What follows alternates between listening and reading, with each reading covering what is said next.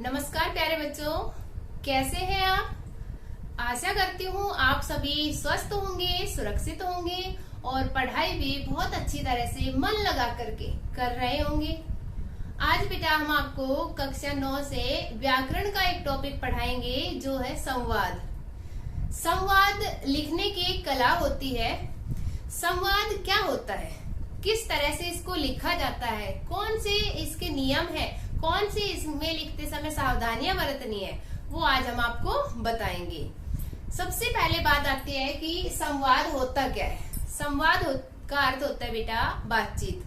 जो भी आप अपने किसी दोस्त से, अपने मित्र से, अपने परिवार से, किसी से भी जो आप बातचीत करते हो वो ही संवाद कहलाती है।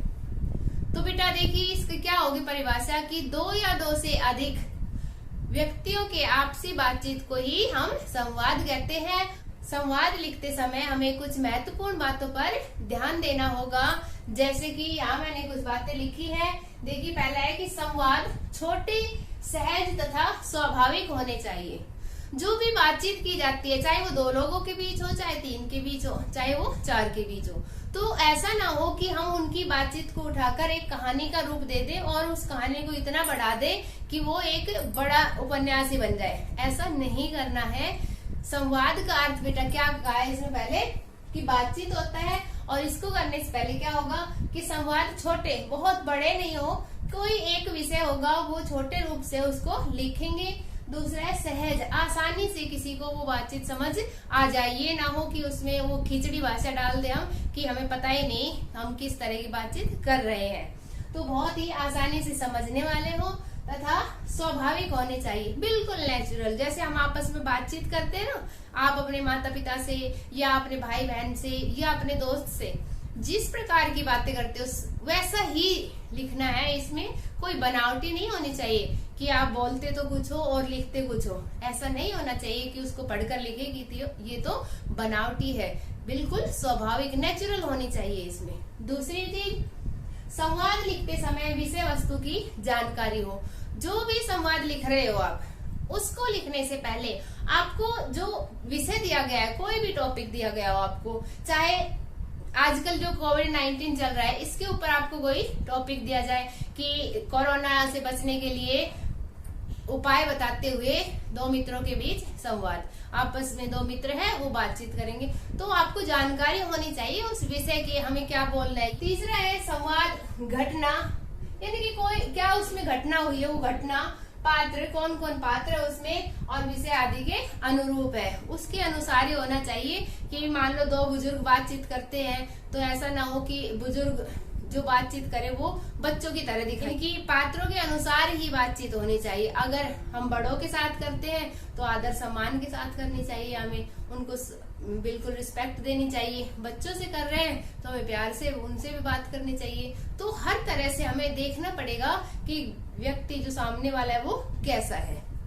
अगला अर्थ बेटा संवाद में प्रसंग के अनुसार व्यंग विनोद। व्यंग विनोद होता है हंसी मजाक का समावेश होना चाहिए। अगर कहीं जरूरत हो कि इस तरह की कोई हंसी मजाक की बात आती है तो उसे आप बेझिझक लिख सकते हैं। अगली है संवाद लेखन के अंत में वार्ता समाप्त हो जानी चाहिए। आपको जो भी विषय दिया जाता है तो आप जब संवाद समाप्त करते हो तो वो बात भी वहीं समाप्त होनी चाहिए, वो टॉपिक, वो विषय वहीं समाप्त होना चाहिए। ये नहीं हो कि अच्छा इस विषय में हम कल बात करेंगे, परसों बात करेंगे, चार मित्रों के साथ और करेंगे, नहीं, सिर्फ वहीं समाप्त हो जानी चाहिए। संवाद के अंत में जो आखिरी लाइनें लिखोगे उसमें वो विषय था वो समाप्त हो जाना चाहिए।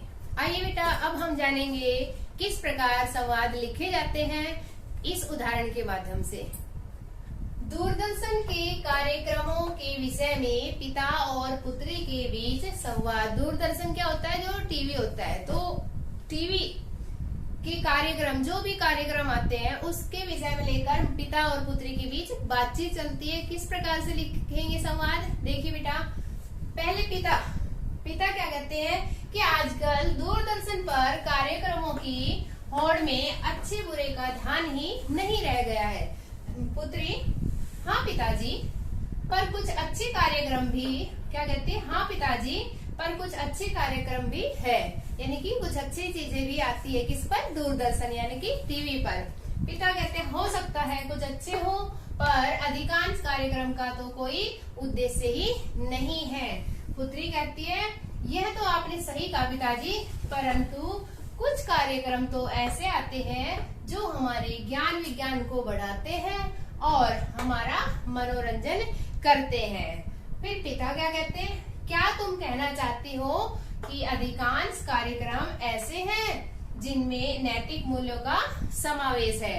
पर पुत्री क्या कहती है, आप ठीक कहते हो पिताजी, फिल्मी कार्यक्रम की तो बाढ़ आ गई है, इनकी इतने ज्यादा प्रसारित होने लग गए जैसे बाढ़ आ गई है। पिता कहते हैं हाँ, इन कार्यक्रमों के कारण लाखों विद्यार्थियों को जो हानि हो रही है उसकी ओर न तो फिल्मी निर्माताओं का ध्यान जाता है और न ही उन्हें दूरदर्शन पर प्रसारित करने वाले अधिकारियों का। इस तरह से बेटा ये संवाद पिता और पुत्री के बीच चला और इस संवाद का जो अंत था वो भी हमने पता है किस प्रकार हुआ। और जो समाप्ति है बेटा उसका ध्यान रखेंगे कि जिस विषय पर बातचीत की जा रही केवल वो ही विषय इसमें शामिल करें, बाकी दूसरी चर्चा इसमें न करें। तो इस प्रकार से बेटा लिखे जाते हैं संवाद। तो उम्मीद करती हूँ आपको ये अच्छे से समझ आए होंगे। धन्यवाद।